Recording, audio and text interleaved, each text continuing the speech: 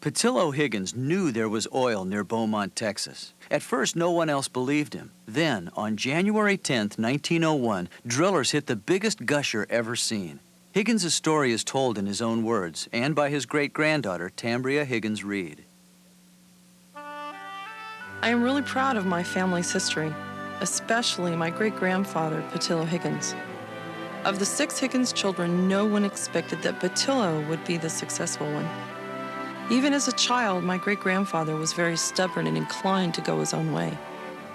Like the time he challenged his grammar teacher who threatened to whip him for not studying his lessons. Well, I tell you, I don't believe you can whip me. I don't believe you can. And with that, great-granddad Higgins jumped out of the schoolroom window, never to return. The year was 1873. Pattillo Higgins was just 10 years old. Having ended his formal education, he began studying his father's trade. His father, Robert James Higgins, was Beaumont's carpenter, machinist, gunsmith, jeweler, and dentist. A lot to learn for young Pattillo, but apparently not enough. By the time he was 17, he had also become a master of fisticuffs, a gambler, and a tobacco chewer. Imagine then how shocked the town was when 4 years later, Pattillo walked into a Baptist revival and came out a changed man. I used to put my trust in pistols. Now my trust is in God, and I feel much safer. Over the next 16 years, this gambler, gunfighter became a Sunday school teacher and a well-respected businessman. No one could have guessed that Pattillo was about to put Beaumont, Texas on the map.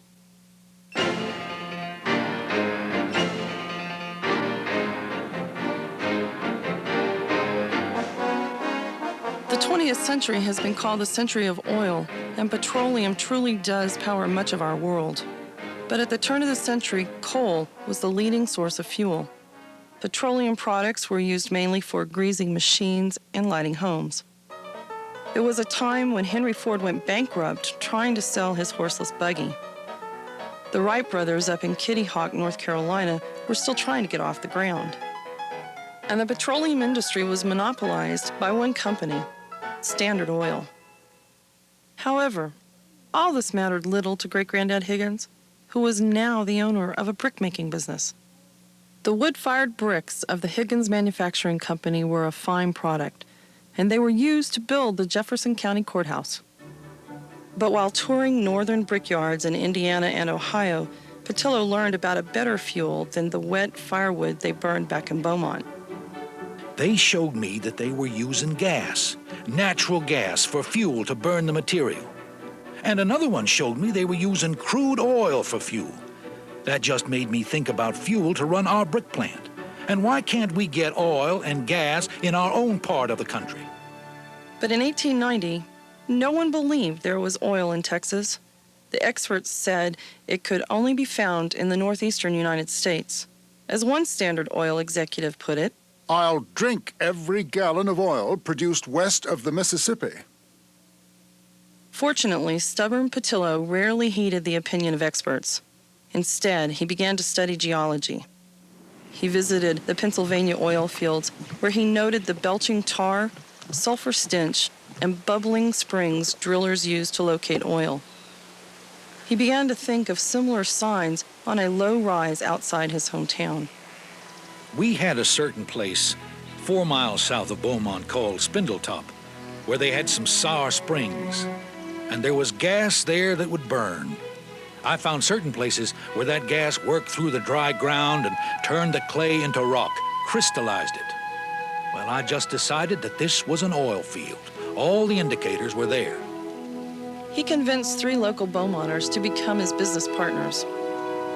I said, "Now, Mr. Carroll, I believe it's an oil field worth millions of dollars, and from it could rise an inland manufacturing city." And so began the Gladys City Oil, Gas, and Manufacturing Company, created in 1892 according to plans by Higgins and named for a favorite Sunday school pupil. After securing land on the hill, the first item of business was to drill a well. I figured on hitting the oil around 1,000 feet. But when I looked at the driller's equipment, I said, Mr. Looney, you can't drill that well with that machinery. He got down to 300 feet, and that was his capacity. He couldn't go deeper. Nor would the Gladys City Oil Company directors go deeper into their pockets to fund another drilling attempt. So in 1895, looking for an ally, Higgins petitioned the state geologist and received this published reply. It would be much better for Beaumont to obtain a good and sufficient supply of water, instead of frittering her money away upon the idle dreams or insane notions of irresponsible parties in the vain outlook for either oil or gas. But then north of Beaumont, in Corsicana, Texas, water well drillers accidentally struck oil. And the Gladys City directors decided to conduct 2 more drilling attempts. But Pattillo knew they would never reach the necessary 1,000-foot level, not with the equipment they had. So he tendered his resignation. He purchased 33 acres of land on Spindletop and sought new investors. In 1896, he wrote to John D. Rockefeller, president of Standard Oil. Now, I tried with Standard, gave them that good opportunity. If they'd have come in and put up the money, they would have had a big thing, sure enough. Rockefeller politely declined the offer. It was now 1899, and Pattillo had just enough money left to place an advertisement in an Eastern trade journal. He received one, and only one, response. Pardon me for writing you direct, but as I have practically done all the exploration of salt deposits in Louisiana, I am naturally interested to learn of the conditions of the sulfur deposits near Beaumont. Once more, Great-Granddad had an ally. Captain Anthony Lucas was an Austrian-born sulfur miner. He agreed to sink his money in the 4th attempt on Spindletop. Like the 3 before, the shifting substrata collapsed the well far short of the 1,000-foot level Pattillo insisted on. However, Lucas happened to hit a little pocket of oil, and he took a bottle of it with him to Pittsburgh. The people there, James Guffey, John Gailey, and Andrew Mellon, agreed to put up a lot of money. but they also cut Pattillo out of the deal, despite Lucas's objections. Lucas returned to Beaumont and began buying land for the new investors. All Great-Granddad could do now was watch.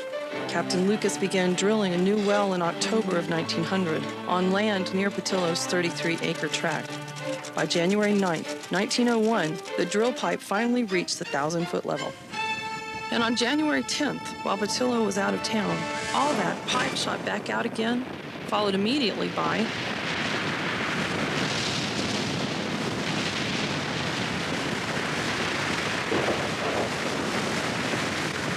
no one had ever seen anything like it. Black gold, 100,000 barrels a day, gushing out of the earth and falling down like rain.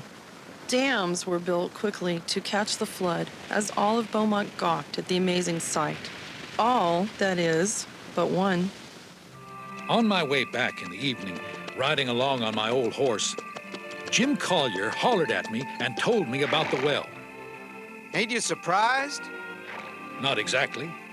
I've been telling everyone for more than 10 years that this would happen.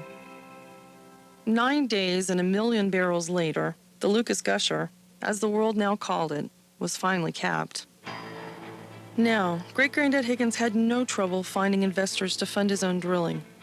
And on April 18, 1901, his became the third gusher on Spindletop. 3 others soon followed, and just like that, Spindletop's 6 wells were producing more oil than all the other wells on Earth combined. This triggered a boom in Beaumont bigger than either the California or the Klondike gold rush. Newcomers slept on pool tables and in barber chairs. A cup of water cost more than a barrel of oil and tasted about the same. Money flowed like oil. One Beaumont family who had spent 3 years trying to sell their farm for $150 were met on the road one day by a man offering them $20,000. They took it, only to find a $50,000 offer had been waiting for them on their porch. Almost overnight, Spindletop became known as Swindletop, and Great-Granddad's Gladys City dream was overrun with oil derricks, shanty towns, and wildcatters. Fires blazed, deals were made, and the occasional body was found floating in the river. But from this chaos emerged brand new oil companies like Texaco and Gulf that helped break Standard's monopoly, and hundreds of workers trained in rotary drilling who spread their craft throughout the United States. There also emerged a deeper respect for science in the worldwide search for oil, as well as a global awareness that oil was abundant, cheap, and convenient. It became a fuel that would power cars, ships, trains, planes, and 1,000 other innovations like plastics and chemicals that hold our civilization together. When Pattillo was 78 years old, 40 years after the first gusher came in, the state of Texas built a monument honoring that life-changing event. On this spot, on the 10th day of the 20th century, a new era in civilization began. And while great-granddad's name isn't chiseled in stone, we know, and the citizens of Beaumont know, that it was the vision and persistence of Pattillo Higgins that started the great Texas oil boom.